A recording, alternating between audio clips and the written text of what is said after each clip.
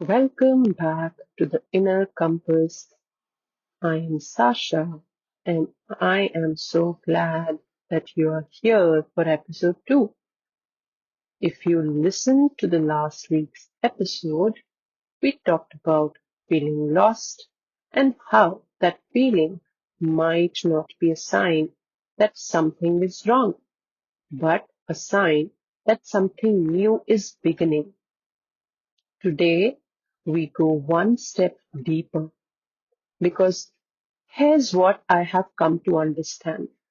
Before you can find your direction, you have to trust the one thing that is the finding.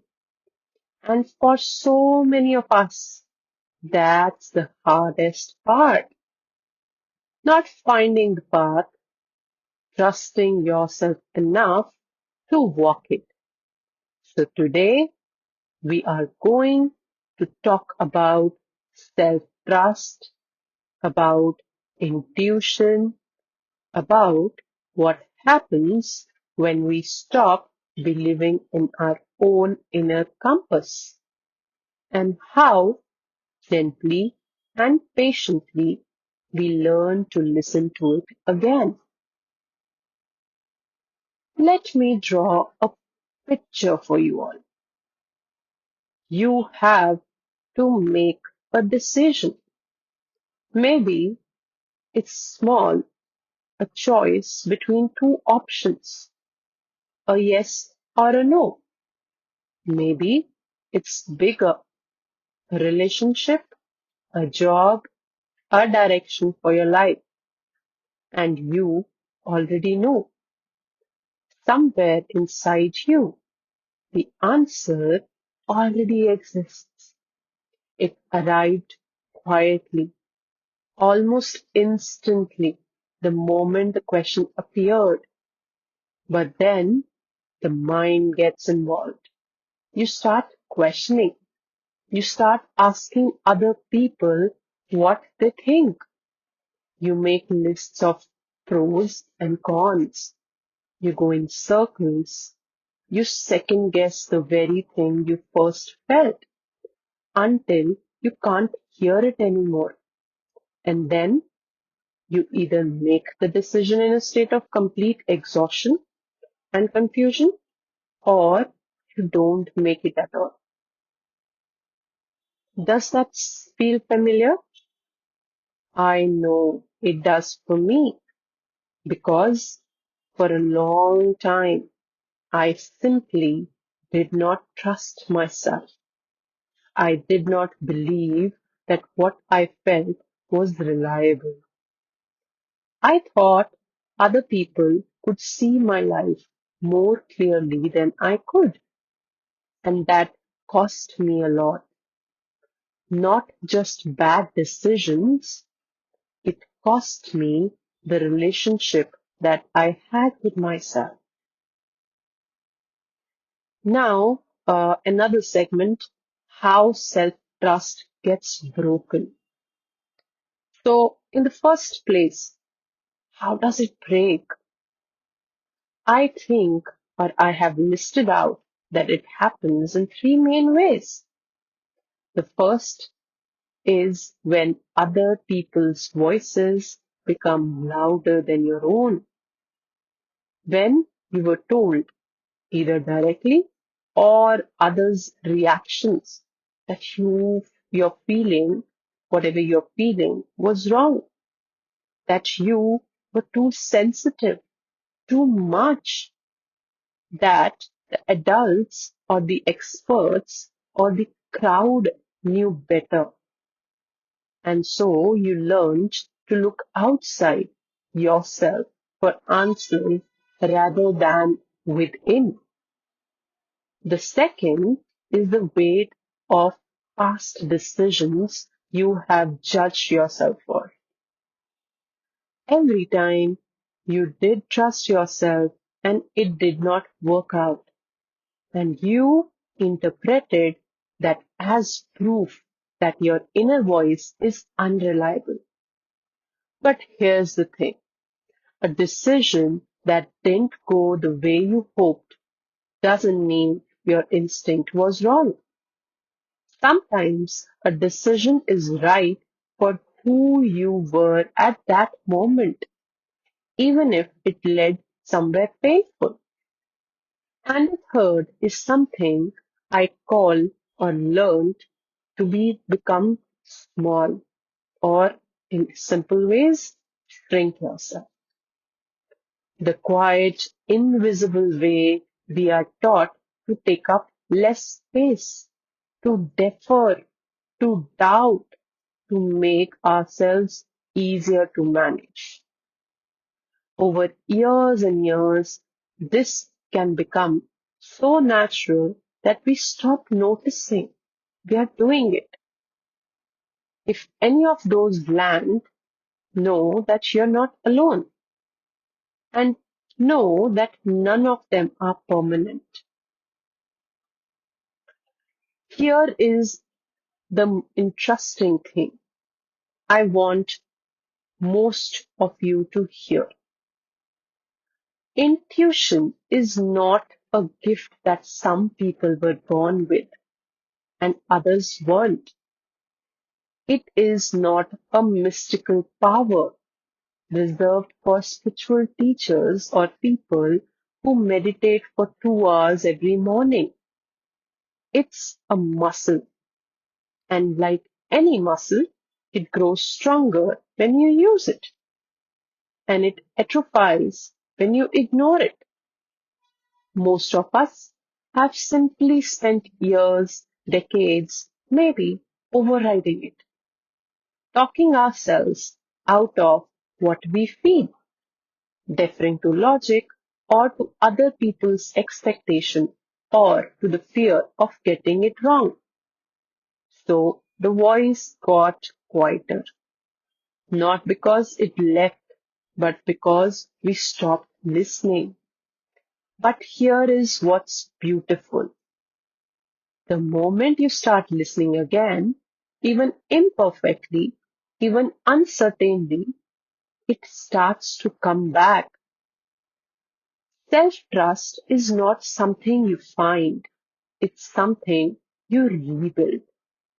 One small decision at a time, one listened to feeling at a time, one moment of saying, I know what I feel and I'm going to honor it at a time.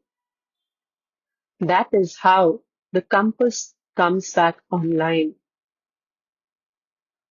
So how do you actually recognize your intuition, especially when it's been quiet for a while? Here are some common four signs I have come to trust. The four signs your intuition is speaking. The first one, it arrives quietly and early. Intuition whispers before fear shouts. The very first feeling you have before the mind starts arguing, before the second guessing begins.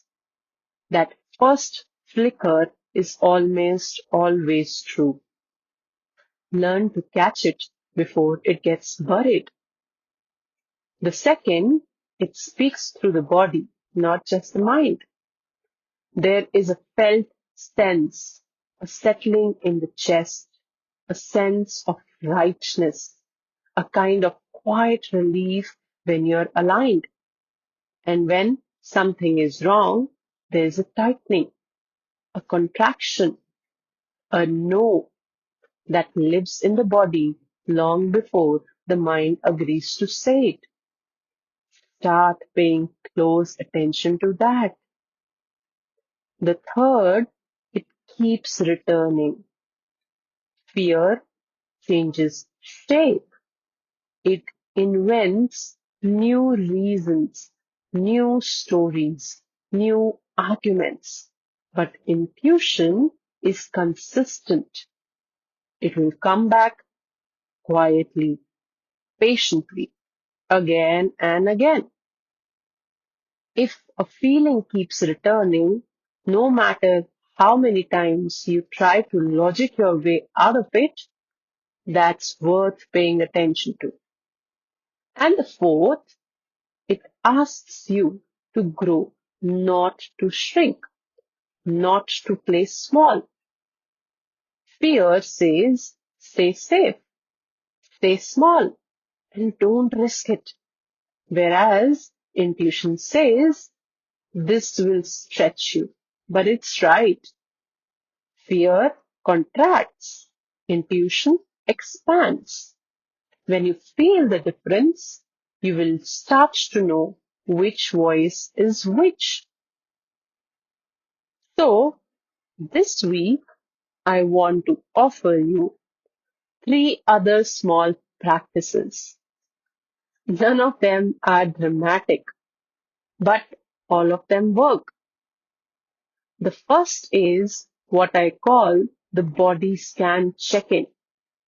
Before your decision, even a small one, pause, close your eyes, take a deep breath, and ask your body, not your mind.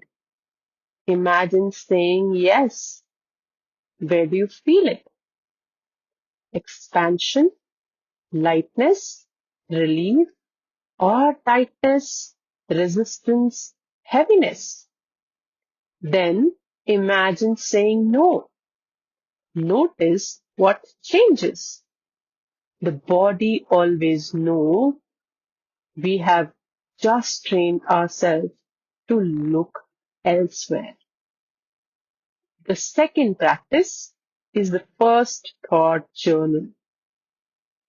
Each morning before you check your phone, before you engage with the world, write down your very first honest answer to one question. It can be about anything.